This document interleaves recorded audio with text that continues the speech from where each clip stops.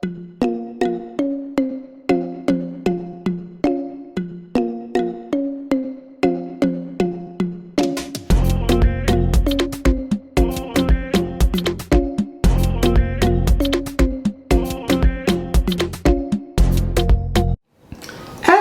and welcome back to my channel. My name is Adeola Mosaku, and in today's video we're going to be talking about how to keep yourself organized. If you're new to this channel, welcome. I talk about things you might not know about, so welcome to the community of Know About It. If you haven't subscribed already, click the subscribe button, and without any further ado, let's get right into it. So my first tip for today is going to be, as soon as you get into the house, make sure you put things where they belong, and that starts from your coat, your hat, your scarves, including the kids as well. Get them to put their coats back where they belong, their shoes.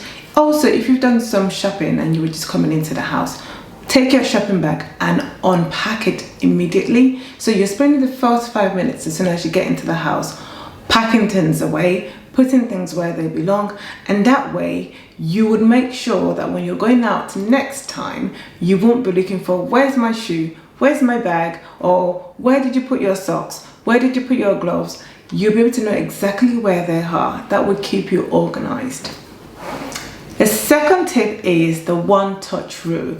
You pick something up once and you put it back where it belongs, so you don't have to touch it twice. If you've got tissue, if you've got a pencil, if you've got, whether it's a ruler that you've used, whether it's a sellotape or pen, you picked it up from the drawer, you've used it to write, you put it straight back in.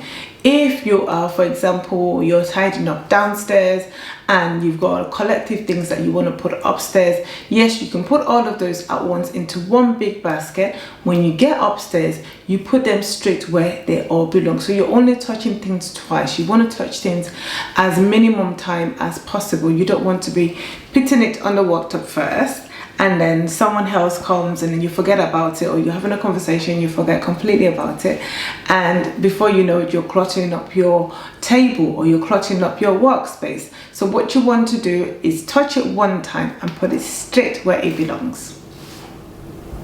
So this brings me to the next tip. The next tip, which is number 3, is make sure everything has a place.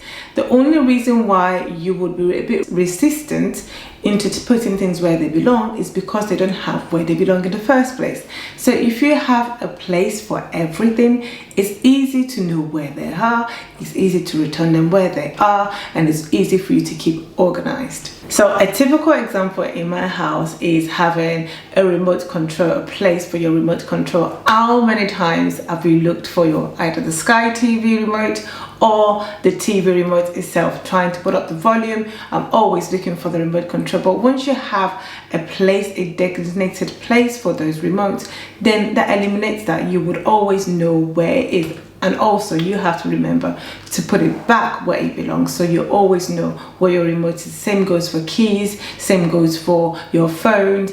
If they have a place in the house where they belong, then it'll be easy for you to find. My next tip, which will be number 4, is sometimes you can easily just get used to living in clutter because you just don't see it. And just because some part of your room is organized doesn't mean the whole room is organized.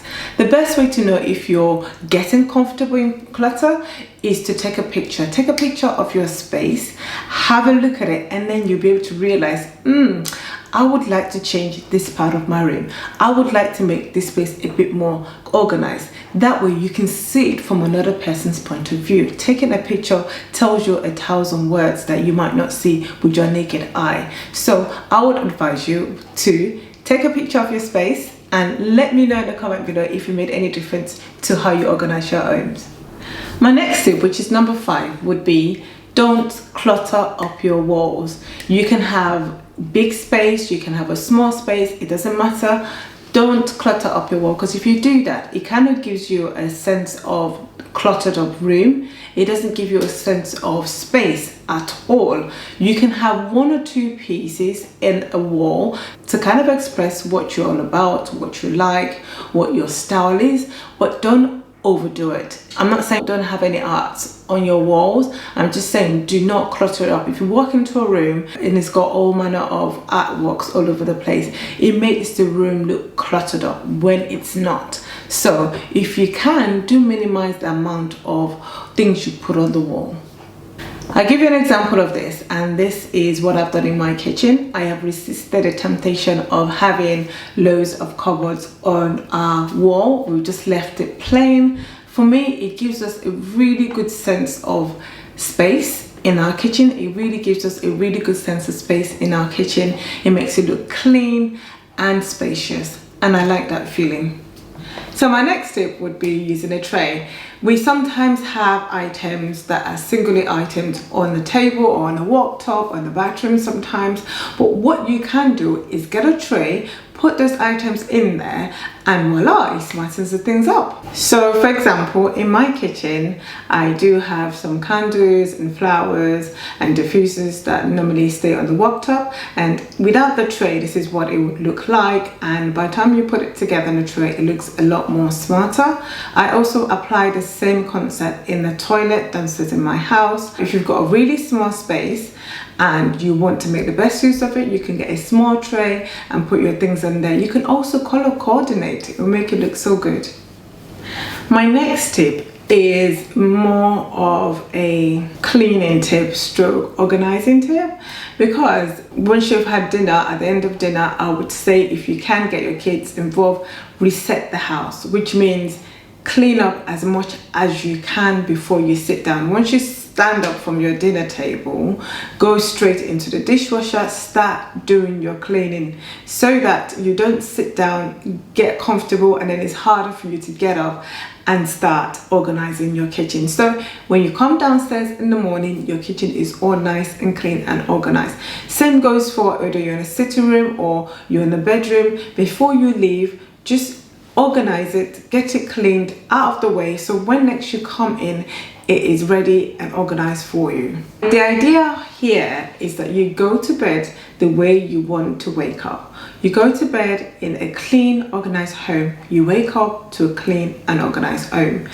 And this brings me to my next step, which is take one place at a time and reorganize it. Yes, you will clean, you would organize your whole room, but you can dedicate 20-30 minutes to different portions of your room, or especially your kitchen. You might take the utensils area to clean today. Tomorrow you might take the pots. Next tomorrow you might take where you put your vegetables, and so on and so forth. That way, at the end of a week, you would have a clean, organized kitchen. Same applies to anywhere else in the house. So my next tip is how I keep my bag organized. This is a Ziploc pouch. It's got a zip on there, so that means everything you put in there is not going to fall out. I like the fact that it's mesh, which is actually waterproof, so it won't get, if you pour anything in your bag, this would not get wet. Whatever's inside will not get wet. It comes in different sizes and different colors, which is quite nice. So for this one, I just put my hand cream, lip balm, some pencils and pen in there for my bag. And this one, I just put it in anything that is that I can snack on, chewing gum, sweets. I've also got my earrings and ring just for spare in case if I forget to wear my earrings at some point.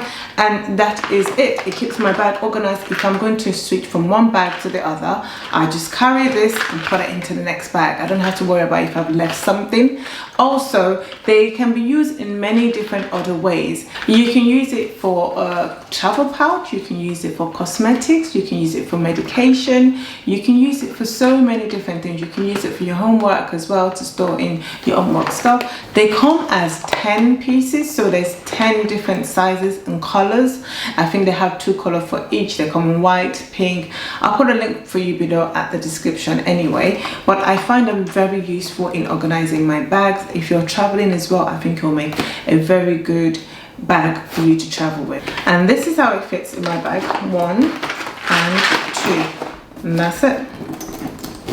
That's how it keeps my bag nice and organized. So you might be thinking, why do I need to get myself organized? Why do I have to clean up, do this. For me, I think it helps when your house is clean and organized.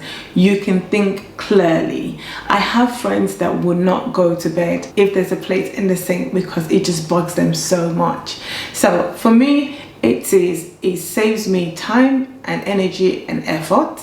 It also would save me money in the long run, and for a good clarity of mind in terms of being able to think straight, I do need a clean space. How does organizing help you? Let me know. If you're still watching and you like content like this, press the subscribe button. It means when I bring out content like this, you will get notified for it. If you've liked anything I've mentioned so far in this video, give us a thumbs up. Thanks for watching and see you in my next video.